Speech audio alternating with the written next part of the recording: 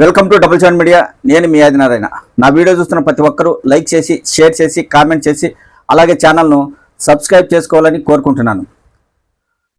2024 ఎన్నికల్లో కూటమి ప్రభుత్వం అధికారంలోకి వచ్చాక తెలుగుదేశం పార్టీ మహానాడు కార్యక్రమం నిర్వహించాలని నిర్ణయం తీసుకుంది. అందులో భాగంగా కడప పట్టణంలో మహానాడు కార్యక్రమం నిర్వహించడానికి ముమ్మరంగా పనులు జరుగుతున్నాయి. అయితే ప్రతి ఏడాది తెలుగుదేశం పార్టీ అధినేత నారా చంద్రబాబు నాయుడు గారి ఆధ్వర్యంలో ఆ పార్టీ మహానాడు కార్యక్రమం నిర్వహించడం, అధ్యక్షుడిని ఎన్నుకోవడం ఆనవాయితీ.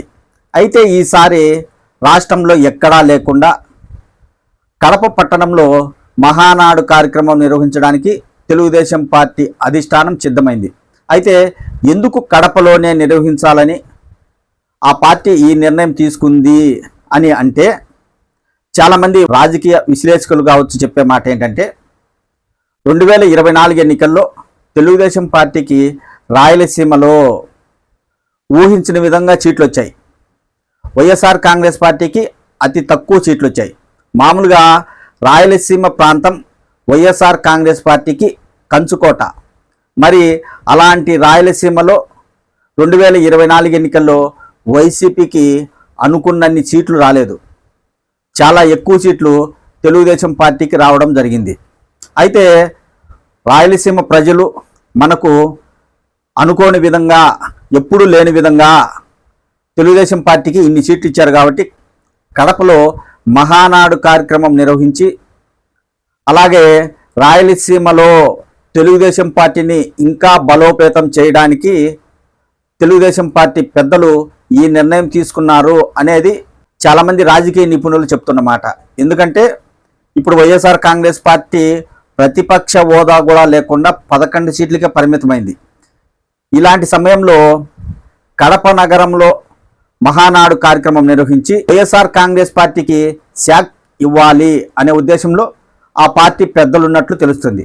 అయితే మహానాడు కార్యక్రమం ఘనంగా నిర్వహించాలని ఆ పార్టీ పెద్దలు భావిస్తున్నారు. అయితే మహానాడు కార్యక్రమం విజయవంతం కావాలంటే తప్పనిసరిగా ఉమ్మడి కడప జిల్లాలోని తెలుగుదేశం పార్టీ నాయకులంతా ఏకం కావాలి.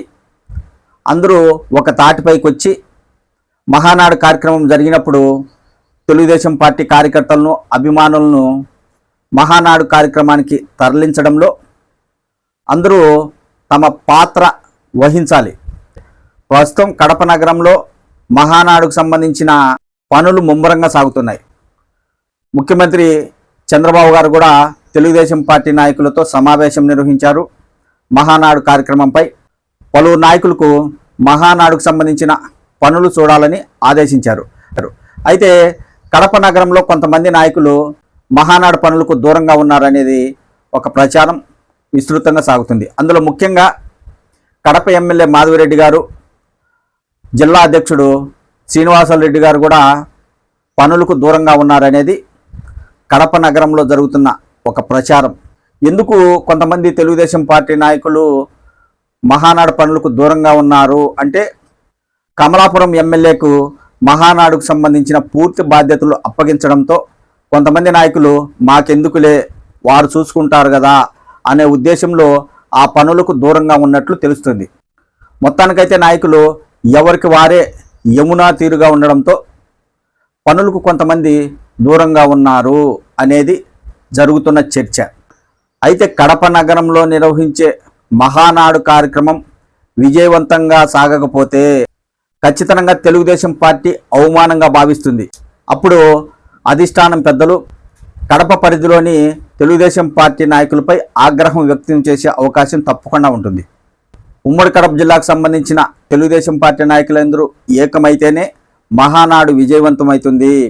ఇప్పటికీ ఇటు అన్నమయ్య జిల్లా కావచ్చు, ఇటు ఉమ్మడి కడప జిల్లాలో కావచ్చు, చాలా నియోజకవర్గాల్లో నాయకుల మధ్య విభేదాలు తారాస్థాయికి చేరాయి అనే ప్రచారం విస్తృతంగా సాగుతున్నా అవి సర్దుబాటు చేయడానికి అధిష్టానం చొరవ చూపడం లేదు అనేది కూడా కొంతమంది నాయకులు చర్చించుకుంటున్నారు.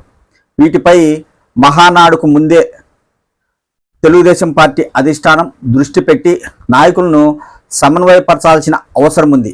అలాగే రాజంపేట ఇన్ఛార్జిని కూడా అధిష్టానం ప్రకటించాలని తెలుగుదేశం పార్టీ కార్యకర్తలు కోరుకుంటున్నారు. మహానాడుకు ముందే నాయకులందరినీ ఏకం చేసే బాధ్యత అధిష్టానం తీసుకోవాల్సిన అవసరం ఉంది. లేదంటే మహానాడు కార్యక్రమానికి ఏ నాయకుని వెంట తెలుగుదేశం పార్టీ కార్యకర్తలు వెళ్ళాలో తెలియని పరిస్థితి ఏర్పడుతుంది. కాబట్టి తెలుగుదేశం పార్టీ అధిష్టానం కడప నగరంలో మహానాడు పనులకు ఏ నాయకులైతే దూరంగా ఉన్నారో వాళ్ళందరినీ సమన్వయపరిచి, అలాగే చాలా నియోజకవర్గాల్లో నాయకుల మధ్య ఉన్న విభేదాలను తొలగించి అందరినీ ఏకం చేస్తేనే మహానాడు కార్యక్రమం విజయవంతమయ్యే అవకాశం ఉంటుంది.